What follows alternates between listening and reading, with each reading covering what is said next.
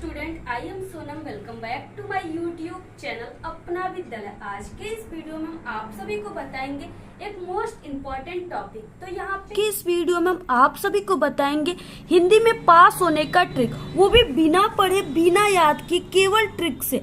और अगर आप लोग इस ट्रिक और टिप्स का यूज अपने बोर्ड एग्जाम में करते हो तो 100% गारंटी है कि टीचर खुश होकर आप सभी को पूरे के पूरे नंबर देंगे और आप सभी लोग पास ही नहीं बल्कि एक अच्छे नंबर लाओगे हिंदी में। और अगर आप लोग इस ट्रिक का यूज बोर्ड एग्जाम में कर दिए तो आपको कभी जिंदगी में टीचर फेल नहीं करेंगे हिंदी में। अगर आप लोग एक कमजोर स्टूडेंट हो, आपकी तैयारी अभी तक हिंदी की बिल्कुल भी नहीं हुई है और आपको बोर्ड एग्जाम में फेल होने की डर है या हिंदी सब्जेक्ट में आपका कम नंबर आने का डर है, तो आप लोग हमारे इस ट्रिक और टिप्स का यूज अपने बोर्ड एग्जाम में करिएगा। क्लास 10th और 12th के स्टूडेंट, अदर किसी भी क्लास के स्टूडेंट, ठीक है, इस ट्रिक और टिप्स का यूज अपने बोर्ड एग्जाम में हिंदी के पेपर में करेंगे तो 100% गारंटी है कि टीचर खुश होकर आप सभी को, ठीक है, बहुत अच्छे नंबर देंगे और आप लोग पास ही नहीं बल्कि एक बहुत अच्छे नंबर लाओगे। यहाँ पे हम आप सभी को हिंदी का बहुत अच्छा ट्रिक बताएंगे, ठीक है। आप सभी के हिंदी के पेपर में जितने भी टॉपिक आते हैं सभी टॉपिक में आपको कैसे ट्रिक लगाना है जिससे आप सभी को एग्जामिनर और टीचर पूरे के पूरे नंबर दे, ठीक है। हम आप सभी को सभी ट्रिक और टिप्स, पूरी हिंदी की ट्रिक और टिप्स आप सभी को इस वीडियो में बताएंगे। तो सबसे पहले आप सभी लोग वीडियो को लाइक कर दीजिए, चैनल पे ना तो चैनल को सब्सक्राइब करके बेल आइकन को जरूर प्रेस कर दीजिए और आप सभी लोग इस वीडियो को बिना स्किप के पूरा लास्ट तक देखिएगा, तभी आप सभी को, ठीक है, जितने भी क्वेश्चन में यहाँ पे हम आपको ट्रिक लगाना बताएंगे पूरा आपको समझ में आएगा। और यहाँ पे आप सभी को हम हिंदी का पूरा पेपर हल करने का ट्रिक बताएंगे, ठीक है। यानी अगर आप लोग कुछ भी नहीं पढ़े हिंदी में, आपको हिंदी आपका बिल्कुल कमजोर है, ठीक है, तो आप लोग पूरे हिंदी के पूरे पेपर में आप लोग कैसे ट्रिक लगाओगे, कौन सा ट्रिक लगाओगे, ठीक है। और जैसे यहाँ पे टॉपिक आता है कि बिना पढ़े आप सभी लोग, ठीक है, गद्यांश और पद्यांश के कैसे हल करोगे उनके प्रश्नों के उत्तर को, कि जिससे आपको पूरे के पूरे जितना नंबर का गद्यांश पद्यांश आता है पूरे के पूरे आप सभी को नंबर मिले, ठीक है। नेक्स्ट है यहाँ पे जीवन परिचय, कवि और लेखक आप लोग कैसे लिखोगे जिससे आपको पूरे के पूरे 10 नंबर मिले, ठीक है। वो ट्रिक और टिप्स हम आप सभी को बताएंगे, वो भी बिना पढ़े आपको कैसे लिखना है ये तरीका हम आपको बताएंगे, ठीक है। और इसके बाद जो श्लोक आता है आप सभी के हिंदी के पेपर में, उसको आप लोग बिना याद किए कैसे लिखोगे।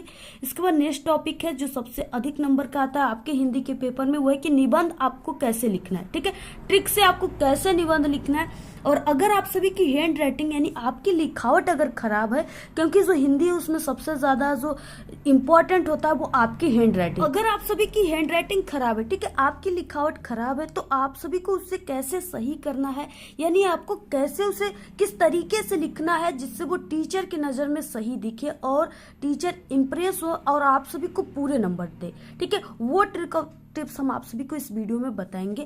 बिल्कुल जितने भी ट्रिक बताएंगे 100% आपके एग्जाम में काम करेंगे, ठीक है, वर्क करेंगे और आप सभी लोग बहुत ही अच्छे नंबर से पास होंगे। तो देखिए, सबसे पहले आप सभी की हिंदी के पेपर में इस तरह से ऑब्जेक्टिव क्वेश्चन रहता है, ठीक है, और इस ऑब्जेक्टिव क्वेश्चन का जो ट्रिक है उसे हम आपको लास्ट में बताएंगे। सबसे पहले हम आपको सब्जेक्टिव जो क्वेश्चन होते हैं उनके ट्रिक को बताएंगे, ठीक है। और आप सभी लोग वीडियो को पूरा लास्ट तक देखिएगा, सभी ट्रिक हम आपको इस वीडियो में बताएंगे। तो यहाँ पे देखिए, सबसे पहले यानी यहाँ पे 21 क्वेश्चन में वर्णनात्मक प्रश्न आता है और इसमें क्या है, सबसे पहले गद्यांश दिए, ठीक है, और ये 6 नंबर का है। यहाँ पे गद्यांश दिया, इसके नीचे 3 क्वेश्चन दिए हुए और यहाँ पे क्या है, सबसे पहले क्वेश्चन में क्या है कि उपर्युक्त गद्यांश का आपको संदर्भ लिखना है, दूसरे में रेखांकित अंश की व्याख्या और तीसरे में क्वेश्चन दिया है, ठीक है। तो इस तीनों क्वेश्चन में आपको कौन सा ट्रिक लगाना है, तो देखिए, सबसे पहले कि आपको शुरुआत कैसे करना है, बहुत ही सरल तरीका है। सबसे पहले आपको खंड ब, ठीक है, अगर वर्णनात्मक प्रश्न आप लोग लिखना चाहते हो तो यहाँ पे आप लोग लिख सकते हो, अदरवाइज सिर्फ आप लोग खंड ब जरूर लिखिए। इसके बाद देखिए, जो भी नंबर है आप लोग लिख दीजिए प्रश्नोत्तर संख्या, जैसे 21 का, ठीक है, ख है तो उसको ख लिखिए, अगर क है तो यहाँ पे क लिखिए, ठीक है। तो इस तरीके से प्रश्नोत्तर संख्या, ठीक है, 21 का क ख जो भी आप लोग यहाँ पे लिख दीजिएगा, ठीक है, क लिख दीजिएगा आप लोग। और इसके बाद देखिए, यहाँ पे ये है गद्यांश, ठीक है, और आपको कैसे, सबसे पहले यानी कि इसमें क वाले क्वेश्चन का या अ वाले क्वेश्चन का आंसर लिखना है तो ऐसे आपको यहाँ पे लिख देना है। इसके बाद यहाँ पे आपको लिखना है गद, ठीक है, यहाँ पे गद लिखना है। उसके बाद इतना हेडिंग डालने के बाद आपको लिखना है सबसे पहले ये जो यहाँ पे दिया है गद्यांश कुसंग का ज्वर से लेकर के उठाती जाएगी, ठीक है। तो आपको कुसंग का ज्वर डैश डैश उठाती जाएगी, यानी आपको आगे के 2 वर्ड डैश डैश करके लास्ट के 2 वर्ड को लिख देना है। ठीक है, यहाँ पे गद्य में कुसंग का जोर डैश डैश उठाती जाएगी, इस तरीके से सभी लोग लिख सकते हैं। ठीक है, जो कमजोर स्टूडेंट है वो भी लिख सकते हैं। तो इस तरीके से आप लोग इतना लिख दीजिए। इसके बाद इसमें पहले क्वेश्चन में, ठीक है, इसमें क्या है, इस तरीके से संदर्भ सबसे पहले बोला है, तो आप सभी को ये संदर्भ जो है यहाँ पे देखकर हेडिंग डाल देना है ऐसे। इसके बाद देखिए संदर्भ में आप सभी को कैसे शुरुआत करना है। अगर आप सभी को यानी संदर्भ में तो आपको पाठ का नाम और लेखक का नाम लिखना होता है, लेकिन अगर आपको पाठ का नाम लेखक का नाम नहीं याद है तो आपको वहां पे कौन सी ट्रिक लगाना है जिससे आपको नंबर टीचर दे। ठीक है, तो देखिए आपको शुरुआत कैसे करना है। सबसे पहले आपको शुरुआत ऐसे कर देना है कि प्रस्तुत गद्यांश हमारी पाठ्य पुस्तक। ठीक है, ये अगर आप लोग लाइन याद कर लिए तो आपका कोई भी आएगा गद्यांश आप लोग यही ट्रिक लगाइएगा। ठीक है, और पद्यांश में भी आपको ऐसे ही कुछ ट्रिक लगाना है, आगे हम आपको बताएंगे। तो गद्यांश हमारी पाठ्य पुस्तक, ठीक है, हिंदी को आपको ब्लैक पेन से लिखना है, गद्य खंड में संकलित। ठीक है, अगर आपको पाठ का नाम याद है तो आप लोग यहाँ पे लिखिए मित्रता। अगर आपको नहीं पाठ का नाम याद है तो आप लोग सिर्फ लिखिए कि गद्य खंड में संकलित नामक पाठ से लिया गया। ठीक है, और यहाँ पे लेखक वगैरह मत लिखिए, सिर्फ इस तरीके से लिखिए। अगर आपको याद है पाठ का नाम लेखक का नाम तब आप लोग इसको लिखिए। तो इस तरीके से आप लोग, ठीक है, लिखोगे तो ये 2 नंबर का है क्वेश्चन, क्योंकि 6 नंबर का है, 2-2 नंबर के पर क्वेश्चन है, 3 क्वेश्चन, तो ये 2 नंबर का है। तो एग्जामिनर आपको यहाँ पे 1 नंबर देगा। ठीक है, लेकिन ये नहीं कि आपको 1 भी नंबर नहीं देगा, 1 नंबर आपको जरूर देगा, क्योंकि आपको लिखने का जो तरीका है वो पता है। उसके बाद देखिए दूसरा क्वेश्चन है गद्यांश के रेखांकित अंश की व्याख्या। तो आप सभी को जो भी नंबर है यहाँ पे लिख देना है। ठीक है, और इसके बाद आपको रेखांकित अंश की व्याख्या इसी में से देखकर बिल्कुल सही सही हेडिंग यहाँ पे लिख देना है। ठीक है, इसके बाद देखिए रेखांकित अंश की व्याख्या में आपको सिर्फ 4 वर्ड याद करने हैं। ठीक है, वो है कि प्रस्तुत पंक्ति में लेखक, प्रस्तुत पंक्ति में लेखक, सिर्फ आपको ये 4 वर्ड याद होना चाहिए। बाकी आप सभी लोग रेखांकित अंश की व्याख्या समझिए कर लिए। ठीक है, तो इस तरीके से आपको ये 4 वर्ड लिखने के बाद, ठीक है, यहाँ पे जो रेखांकित अंश की व्याख्या का मतलब सिर्फ आपको यहाँ से लेकर यहाँ तक की व्याख्या करना है। ठीक है, तो आप सभी को, ठीक है, ये 4 वर्ड लिखने के बाद आपको यहाँ से यानी यहाँ से लेकर के आप सभी लोगों को यहाँ तक आप सभी को क्या करना है, पूरा उसमें लिख देना है यहाँ तक लिखने के बाद। और इस तरीके से ये आप सभी का 3-4 लाइन हो जाएगा, इस तरीके से इतना लाइन। और आपको एग्जामिनर यहाँ पे 2 नंबर पूरे के पूरे देंगे, 1 भी नंबर आपका नहीं कटेगा, क्योंकि आपको लिखने का जो तरीका है वो इस तरीके से, जो ये 4 वर्ड है ना, इसी को एग्जामिनर देख के आपको नंबर देंगे। तो इस तरीके से आपको लिख देना है। इसके बाद इसमें एक क्वेश्चन है, कुसंग का व्यक्ति के जीवन पर क्या प्रभाव होता है। ठीक है, तो आपको क्या करना है, इसमें जो कुसंग है, इसमें जो वर्ड दिए रहेंगे उसमें उसको आपको इस गद्यांश में मिलाना है। ठीक है, कि यहाँ पे कुसंग जो है, यहाँ पे इस गद्यांश में कहाँ पे कुसंग लिखा है उसी जगह इसका आंसर हो जाएगा। तो यहाँ पे देखिए कुसंग का व्यक्ति के जीवन पर क्या प्रभाव पड़ता है, तो आपको यहाँ पे कुसंग से लेकर के, ठीक है, क्षय करता है, यहाँ तक आप लोग इसके आंसर में बिल्कुल लिख दीजिएगा। ठीक है, किस तरह से आपको लिखना है, तो इस तरीके से, ठीक है, यहाँ पे नंबर डालकर यहाँ पे इस तरीके से आप लोग, यानी जो चीजें यहाँ पे लिखा है उसी को कुसंग से लेकर के करता है, सिर्फ ये इतना लाइन आपको लिख देना है। आपको पूरे के पूरे 2 नंबर एग्जामिनर देंगे। ठीक है, और यहाँ पे ये 6 नंबर का क्वेश्चन है, तो सिर्फ आपका संदर्भ पे 1 नंबर कटेगा, बाकी आपको टोटल पूरे के पूरे 5 नंबर मिलेंगे। ठीक है, 5 नंबर देने से कोई भी एग्जामिनर आपको, ठीक है, रोक नहीं सकता, पूरे के पूरे 5 नंबर देगा। देखिए यहाँ पे आता है पद्यांश। ठीक है, पद्यांश में भी आप सभी को वही ट्रिक लगाना है, सिर्फ आप सभी को, ठीक है, यानी प्रस्तुत पद्यांश हमारी पाठ्य पुस्तक ऐसे लिखना है। ठीक है, बाकी जितना ट्रिक हमने बताया सब वही ट्रिक आप सभी को लगाना है। और इसके बाद देखिए आप सभी के एग्जाम में 10 नंबर का जीवन परिचय आता है। ठीक है, कवि और लेखक का मिला करके जो जीवन परिचय आता है वो 5+5, ठीक है, 10 नंबर का आता है। तो अगर आप सभी को किसी भी कवि या लेखक का जीवन परिचय आपको नहीं याद है तो उसमें आपको कैसा ट्रिक लगाना है, कौन सा ट्रिक लगाना है जिससे एग्जामिनर आपको, ठीक है, पूरे के पूरे नंबर दे। जैसे यहाँ पे जीवन परिचय की ट्रिक क्या है, आपको शुरुआत कैसे करना है, सबसे पहले आपको ये जानना जरूरी है। ठीक है, तो देखिए आप सभी को शुरुआत करना है सबसे पहले कि हिंदी के महान साहित्यकार, ठीक है, कवि या लेखक जो भी है, जैसे लेखक है तो हिंदी के महान साहित्यकार जयशंकर प्रसाद का जन्म, ठीक है, और कवि है तो हिंदी के महान साहित्यकार सूरदास जी का जन्म। ठीक है, इस तरीके से आप सभी को यानी शुरुआत करना है। इसके बाद आता है यहाँ पे जन्म और यहाँ पे मृत्यु। ठीक है, अगर आप सभी को जन्म और मृत्यु याद है तो आप लोग लिखिए। ठीक है, आपको जन्म मृत्यु याद होना चाहिए। अगर नहीं याद है आप सभी को, ठीक है, तो आप सभी लोग मत लिखिए, लेकिन आपको लिखना जरूरी होता है। और इसके बाद पिता का नाम, अगर आपको पिता का नाम याद है तो आप लोग लिखिए। ठीक है, अदरवाइज नहीं याद है तो आप लोग मत लिखिए। इसके बाद देखिए भाषा का ज्ञान। हम आप सभी को बता दें कि जितने भी कवि और लेखक हैं, ठीक है, उनको हिंदी, उर्दू, फारसी भाषा का जरूर ज्ञान रहता है। ठीक है, इतने ही भाषा का उन्हें ज्ञान ही रहता है। तो आप सभी लोग, ठीक है, ये जो भाषा का ज्ञान है सभी कवि और लेखक में आप लोग इसी भाषा को लिखिएगा। उसके बाद देखिए आपको रचनाएं लिखना है। ठीक है, और यहाँ पे साहित्य में स्थान, ये साहित्य में स्थान तो आपके क्लास 12th में आता है। साहित्य में स्थान का मतलब कि आप सभी को, जैसे जयशंकर प्रसाद हैं तो आप सभी को लिखना है कि जयशंकर प्रसाद का साहित्य में महत्वपूर्ण स्थान था। ठीक है, उन्होंने नाटक, कहानी, निबंध, इस तरीके से कई उन्होंने, ठीक है, नाटकों का जो है वो उन्होंने नाटकों के बारे में लिखा, कहानियों के बारे में लिखे, निबंध के बारे में लिखे। ठीक है, इस तरीके से उनका इन सब चीजों में महत्वपूर्ण स्थान था। तो ऐसे आप सभी को लिखना है। इसके बाद परेशानी। ठीक है, परेशानी का मतलब कि क्या है कि जितने भी कवि और लेखक हैं, ठीक है, सभी के माता पिता जो है बहुत ही जल्द मर गए, यानी बचपन में ही मर गए हैं। तो आप सभी को यहाँ पे लिखना है कि जल्द ही इनके माता पिता की मृत्यु हो गई। अब देखिए माता पिता की मृत्यु जब हो जाती है तो क्या होता है, जो भी घर में होता है, जैसे कोई भी बेटा होता है या बच्चे होते हैं, ठीक है, उनके ऊपर कठिनाइयों का पहाड़ टूट पड़ता है। उन्हें अपने जीवन में काफी ज्यादा संघर्ष करना पड़ता है। ठीक है, तो इस तरीके से आप सभी को यानी बनाकर ऐसे लिखना है। बाकी आपको मृत्यु कैसे लिखना है तो देखिए आप सभी को कोई भी कवि या लेखक है, आपको इस तरीके से लिखना है, भारत माता से प्रेम करने वाले ये महान कवि, ठीक है, या लेखक का मृत्यु, यानी जयशंकर प्रसाद का ये कोई भी, ठीक है, उनका मृत्यु इतने तारीख को हो गया। अगर आपको सन याद है तो यहाँ पे आप लोग सन लिख सकते हो, अगर नहीं याद है तो सिर्फ कवि और लेखक का मृत्यु हो गया। ठीक है, इस तरीके से आपको लिखना है। तो देखिए ये जितने भी यहाँ पे ट्रिक है, अगर आप सभी लोग इन सभी ट्रिकों का यूज करके आप लोग जीवन परिचय लिखते हो, ठीक है, तो आप सभी का 10 नंबर का है कवि और लेखक का जीवन परिचय, तो आपको जो एग्जामिनर है वो 8 नंबर पूरे के पूरे देंगे। बाकी 1-2 नंबर जो है आपको, यानी जन्म अगर आप लोग सही सही नहीं लिखोगे तो उस पर आपके 1-1 नंबर कट जाएंगे। बाकी आपको 8 नंबर जो है टोटल पूरा आपको 8 नंबर मिलेगा। देखिए यही सब तरीका है, यानी ये जो ट्रिक है उसी से ये पूरा जीवन परिचय हमने इस तरीके से लिखा है। और यहाँ पे, ठीक है, अगर आपको पूरा सही सही याद है जन्म स्थान, तब आप लोग इस तरीके से बॉक्स बनाकर लिखिए। अगर नहीं याद है तो आप लोग इस बॉक्स से मत लिखिएगा। ठीक है, बिल्कुल ऐसे ही लिख दीजिएगा आप। देखिए इस तरीके से हमने, ठीक है, पूरा जैसे हमने आपको बताया ट्रिक, उसी तरीके से यहाँ पे हमने लिखा है हिंदी, संस्कृत, उर्दू। ठीक है, इस तरीके से इनको इतने भाषाओं का ज्ञान था। और इसके बाद इनके जो है पिता की मृत्यु हो गया था बचपन में ही, पिता की मृत्यु। ठीक है, इनका जो जीवन था बड़ा ही संघर्षशील था, कठिनाइयों से भरा पड़ा था। ठीक है, इस तरीके से आप सभी को लिखना है ऐसे ही।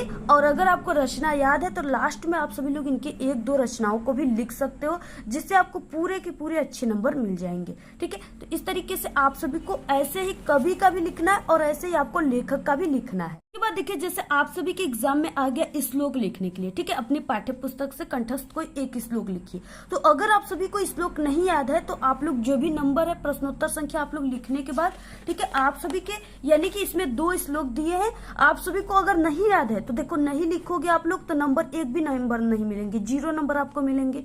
इसलिए आप सभी लोग इसमें से दोनों में से कोई भी श्लोक लिख दीजिए प्रश्नोत्तर संख्या डालकर। ठीक है, और यहाँ पे क्या है, आप लोग बिल्कुल सही सही आपको मिलेगा, कहीं पर भी गलत नहीं मिलेगा। आप लोग 2 लाइन इसमें से उठाकर छाप दीजिएगा श्लोक में। आपको एग्जामिनर, ठीक है, 2 नंबर का है तो पूरे के पूरे 2 नंबर एग्जामिनर आपको देंगे, क्योंकि वो देखेंगे कि आप लोग कॉपी में कुछ ना कुछ लिखे हो। क्योंकि एग्जामिनर आपके कॉपी में सिर्फ यही देखते हैं कि आप कुछ ना कुछ लिखे रहो और वो आपको नंबर देकर पास कर दें। ठीक है, क्योंकि एग्जामिनर जितने कॉपी चेक करेंगे उनको उतने ही पैसे मिलते हैं, इसलिए वो ध्यान से कभी भी आपकी कॉपियों को एक शब्द मिलाकर, वर्ड मिलाकर नहीं चेक करते। सबसे अधिक नंबर का जो आपके हिंदी में आता है वो निबंध आता है। ठीक है, तो निबंध, अगर आपको कोई भी निबंध नहीं आ रहा है हिंदी के पेपर में तो निबंध को आपको कैसे लिखना है, किस ट्रिक से लिखना है जिससे एग्जामिनर आपको 100% पूरे के पूरे नंबर दे। ठीक है, तो जैसे कोई भी यहाँ पे इस तरीके से निबंध आया हुआ है आपके एग्जाम में, ठीक है, यहाँ पे 4 निबंध आते हैं जिसमें से आपको एक ही लिखना होता है। तो आपको सबसे पहले कोई भी निबंध आए तो सबसे पहला हेडिंग आपको यहाँ पे प्रस्तावना डालना है। ठीक है, यानी अगर आप लोग को रूपरेखा डालना है तो इस तरीके से आप लोग रूपरेखा पहले लिख सकते हो, लेकिन और यहाँ पे देखिए इस तरीके से नंबर और जो टॉपिक पर आप लोग लिख रहे हो उसको, ठीक है, यहाँ पे रूपरेखा अगर लिखना चाहते हो तो आप लोग लिख सकते हो इस तरीके से।